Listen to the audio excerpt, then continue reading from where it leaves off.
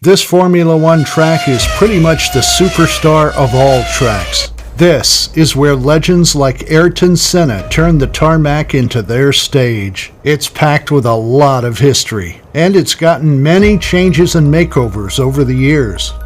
Yep, it's the Monaco Grand Prix, and it's still an important track that every Formula One driver dreams of winning on. Perhaps the most difficult. The Monaco Grand Prix. Here's the checkered flag for the Finn. Another dominant victory.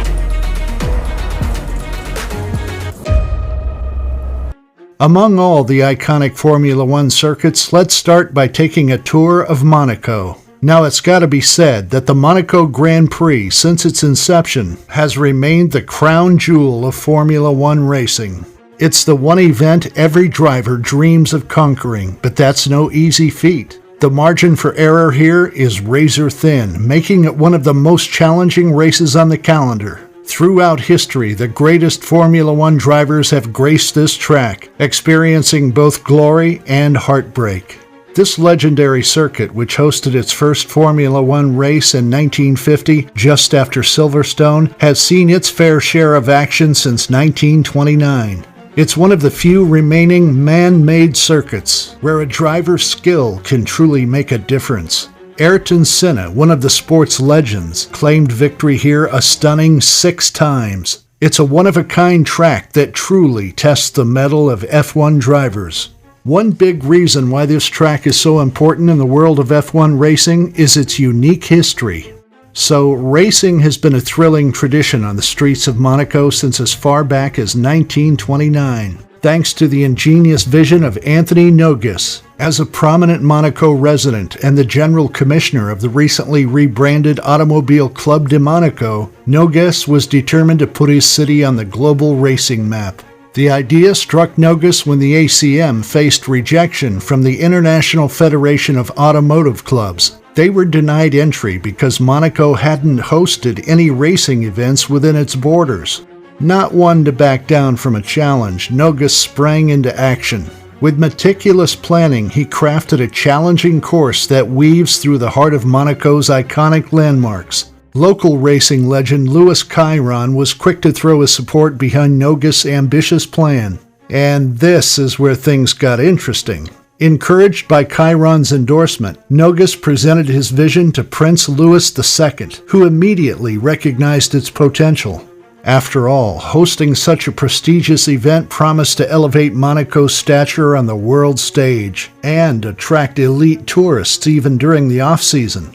With everything falling into place, the stage was set for the inaugural Grand Prix on April 14, 1929. After an intense race of 100 laps spanning nearly 4 hours, Englishman William Grover Williams clinched victory in his Bugatti 35B. Despite the absence of local hero Chiron, who was racing across the ocean at the Indianapolis 500, the event was a huge success. So for Nogues, it was a mission accomplished. But that's not where the history of this iconic circuit ends, because soon enough in 1932, the first changes to it were made. In fact, the circuit got a straight-up overhaul at the time, just in time for the European Grand Prix season opener. The bumpy tram tracks that once crisscrossed the track were ripped up, replaced with a smoother surface to enhance the racing experience. And well, turns out these changes were pretty good. That's because with each passing year, the race's popularity just kept on surging. By the mid-1930s, a massive 100,000 spectators flocked to witness the thrilling spectacle. Then, in 1935, the chicane underwent slight modifications to make it safer, ensuring the excitement continued to captivate fans. But the outbreak of World War II in 1939 brought racing to an abrupt halt, forcing the cancellation of all events. After the war, it was Nogues again who basically caused the revival of the Monaco Grand Prix, breathing new life into the iconic event in 1948. The following year, the race took a somber pause to mourn the death of Prince Louis II. But in 1950, the Grand Prix roared back as round 2 of the inaugural Formula One World Championship, with Juan Manuel Fangio getting the victory. But that's not where the difficulties faced during the circuit's history ended, because the early 50s posed challenges, with the race facing cancellation in 1951 due to financial constraints and regulatory uncertainties. So, what did the management authorities do to deal with this? Well, in 1952, the Grand Prix took a unique turn because it started featuring sports cars. But turns out things didn't go as planned. Tragedy struck during qualifying when Luigi Fagioli crashed in the tunnel, which opened another chapter of issues in the track's history, the dangers involved in it, as well as the sport in general. Because of this crash, brief hiatuses were put in place in 1953 and 1954, but eventually the Monaco Grand Prix roared back to life in 1955, claiming its prestigious spot in the World Championship lineup. After that, the iconic racecourse has witnessed its fair share of unforgettable moments, including Alberto Ascari's infamous plunge into the harbor at the chicane. Quick-thinking race organizers swiftly rescued Ascari and his drenched Lancia, ensuring the show went on. In the years to come, the track saw several modifications to enhance safety, including adjustments to the chicane following Lorenzo Bandini's tragic crash in 1967. These changes aim to balance the thrill of high-speed racing with the need for driver safety, ensuring the Monaco Grand Prix remained a captivating spectacle for generations to come. The coming years would be a time for evolution for the track.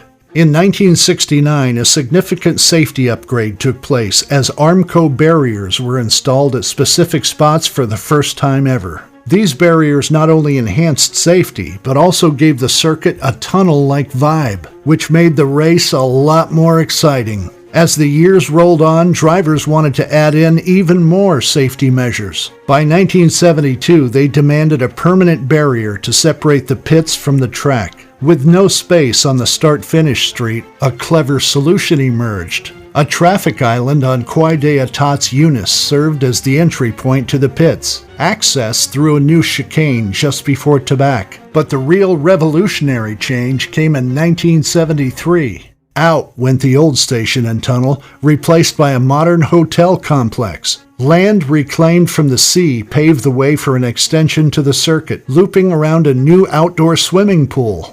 A narrow curve near Rascassi restaurant replaced the old gasometer curve, while the expanded space allowed for the construction of a permanent pit lane alongside the start-finish straight. Then, in 1976, tweaks were made at Rascassi and Stade de Voté to slow down the cars. Additional safety measures were also introduced in 1986, when the left-right chicane, notorious for its breakneck speeds, was replaced with a new one closer to the tunnel exit.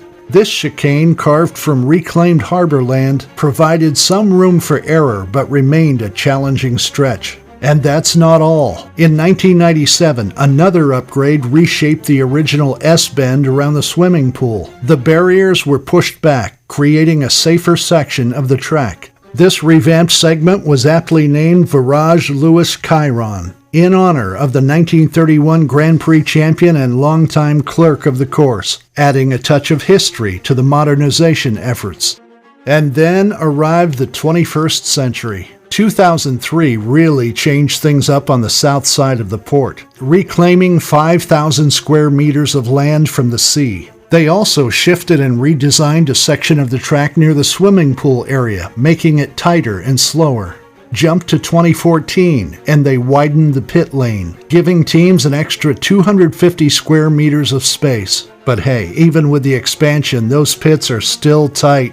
2015 brought tweaks to the Tabac corner, moving the track closer to the harbor by 2.5 meters. This switch-up made the entry to the swimming pool complex more challenging for drivers. These changes were sparked by a crash in 2013 that saw a barrier dislodged, bringing the race to a halt. In 2015, Formula E made its debut on a shorter version of the track, taking a sharp turn instead of heading uphill after Saint Devote. This move changed up the chicane, making it more like a hairpin.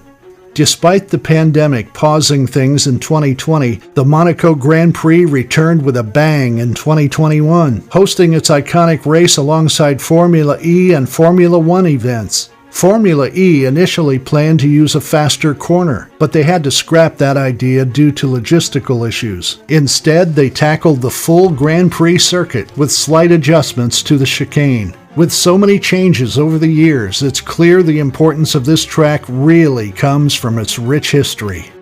Anyway, if you want to check out some more content on F1 racing and its history, make sure to click on this next video.